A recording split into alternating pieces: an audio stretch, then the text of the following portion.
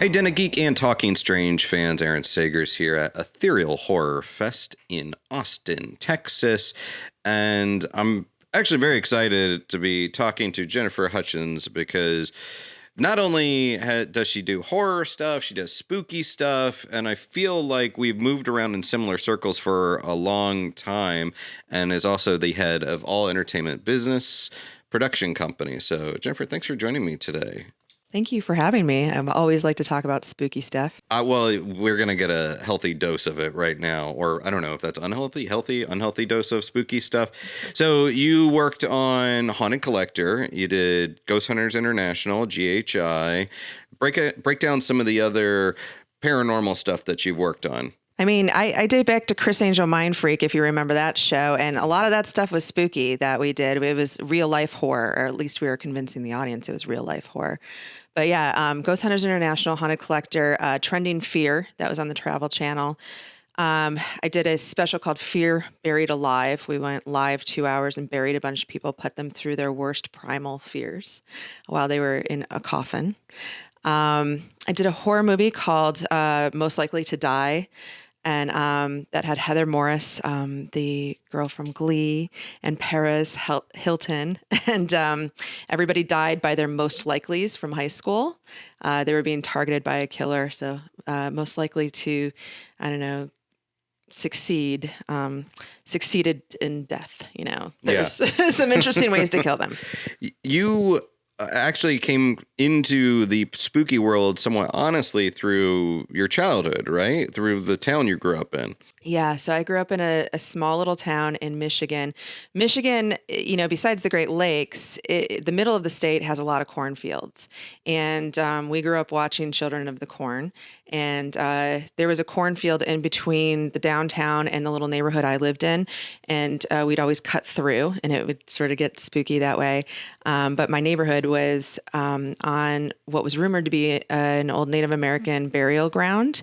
And all of our homes had very strange, spooky things happen. I even got so freaked out when I was home alone with my sister that I heard all the doors slam one by one. And then it culminated with a little voice that went, hee, hee, hee, hee. And mind you, we were watching something on the TV in the VCR, The Exorcist, I think it was. And the VCR at that moment when we heard the little voice stopped and started rewinding. And I was like, oh my God. And, we thought there was an intruder in the house so we called the police, and my mother, who was a social worker, came home, and the police told her, your daughter has called the police on ghosts.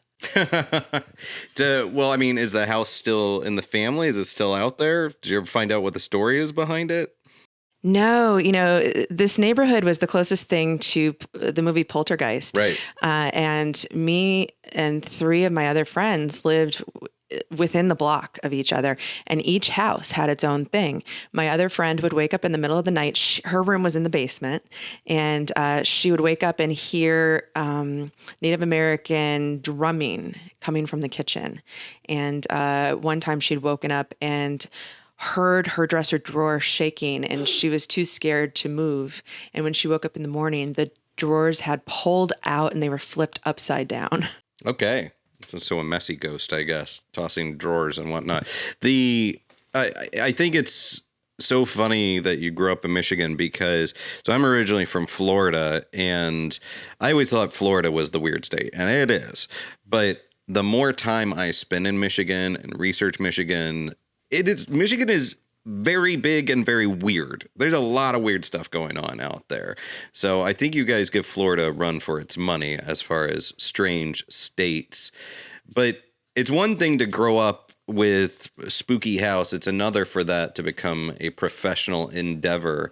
How did you kind of get into the paranormal side of things professionally?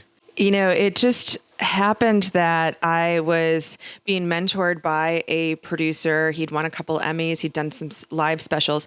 And there was a rumor going around that from the agencies that they were looking for a showrunner for a new magic series.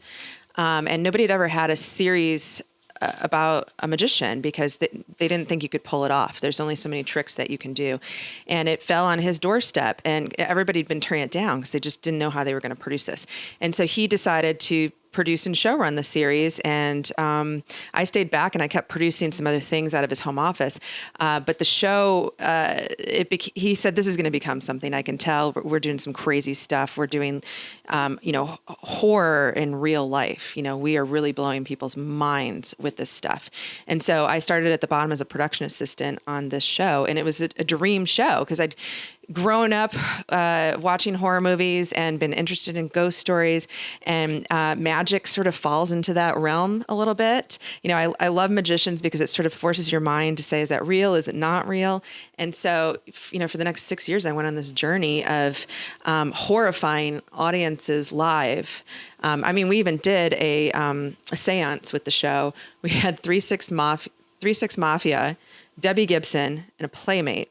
We brought them to the middle of the desert to this very haunted old hotel that had this grand ballroom with an opera house where the lady who owns the place sings every night, whether there's an audience or not, in this opera house. She even painted a whole audience around for her to sing to. But the place is supposedly severely haunted. So we did a seance there and just scared everybody to death. Yeah. A seance conducted by Chris Angel, the magician. Can you imagine? With magic or with illusions, to some degree, it doesn't matter whether it truly is magical or haunted. But when our brain is shocked by those moments, it's almost like it in effect becomes real, that confrontation becomes real in our brains.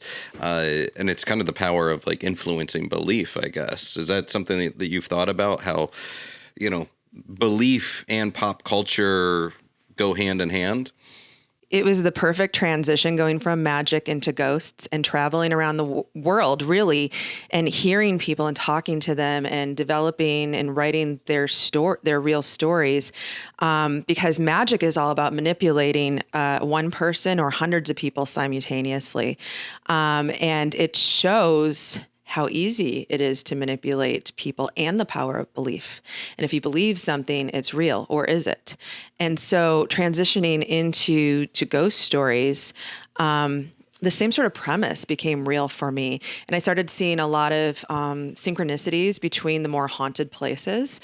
The perfect storm is a house in the north or northeast U.S., and there's usually water around and high concentrate of salt.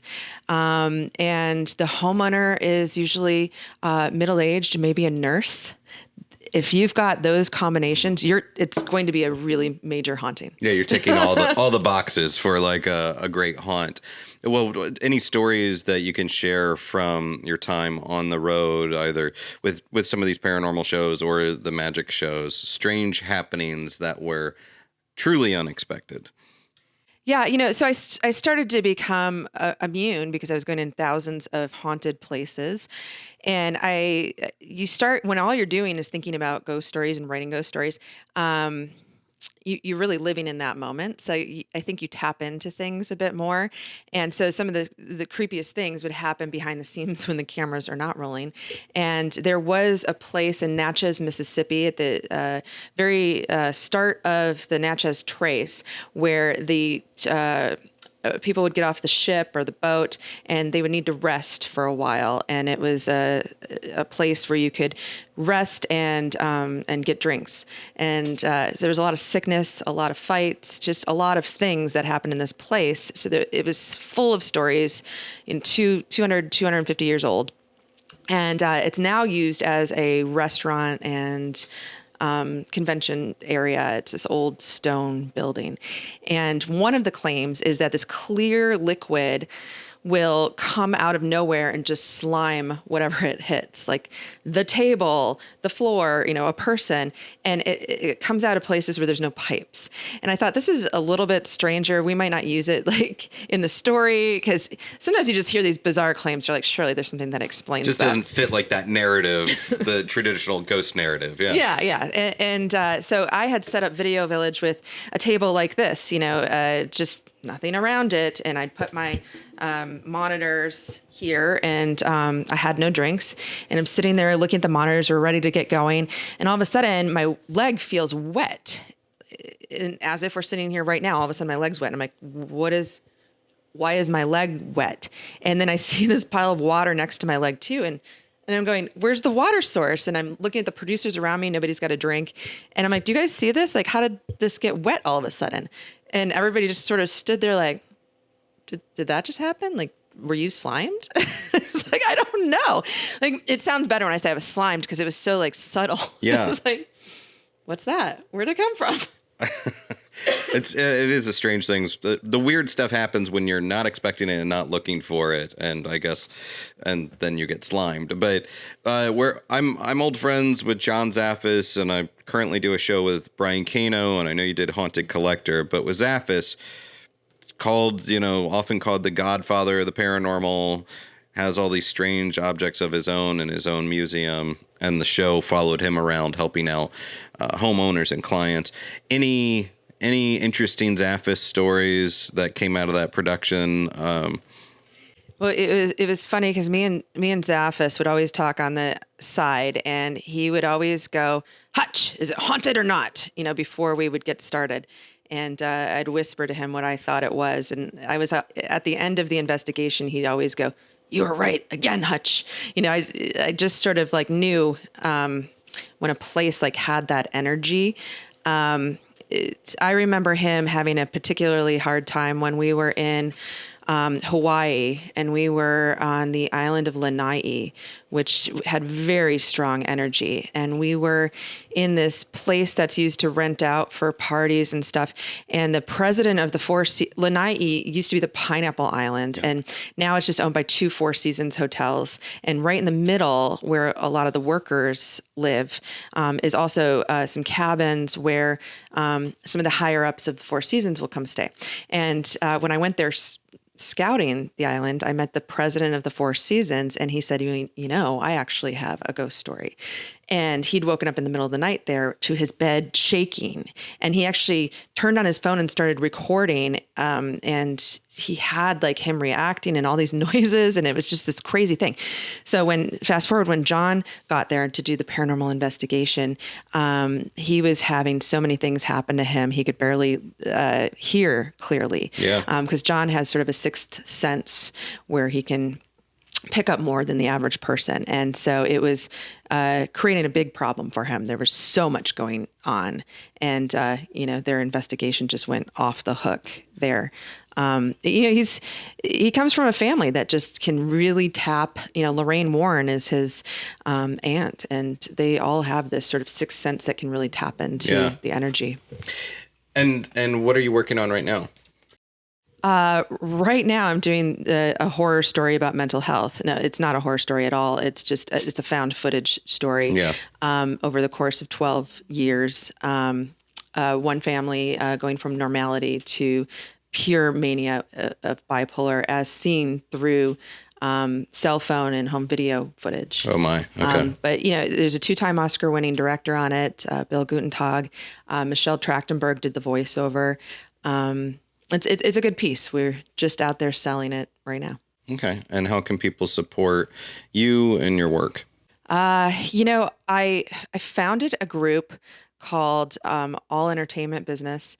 It started in Austin as Austin Entertainment Business, and it opened up globally during the pandemic as All Entertainment Business as a way to connect anybody in the entertainment business really with each other. Because, you never know when you're going to jump or maneuver. Like, you might be in TV series, you might be in film, you might want to go to video games. So this was a way to sort of connect everybody, have guest speakers, and help people level up with real usable advice. So I do a networking guest speaker series once a month, and I broadcast live to Zoom. So if you're in Austin, it's in person. But if you're anywhere else in the world, you can tune in on Zoom. And I created it in such a way to help people really connect and get jobs. Yeah. So just allentertainmentbusiness.com. Scary good idea. I like it. All right, Jennifer Hutchins, thank you so much for joining me at Ethereal Horror Fest. I was really excited to talk to you. This was totally unplanned, and it was just a pleasure. So thank you so much for your time. Yeah, it was a pleasure meeting you too. And I know we've crossed paths in the sci-fi world, so now we get to sit and actually meet in person. Yeah, exactly. Well, here we are. Well, gonna head back out to Ethereal and check out some scary movies.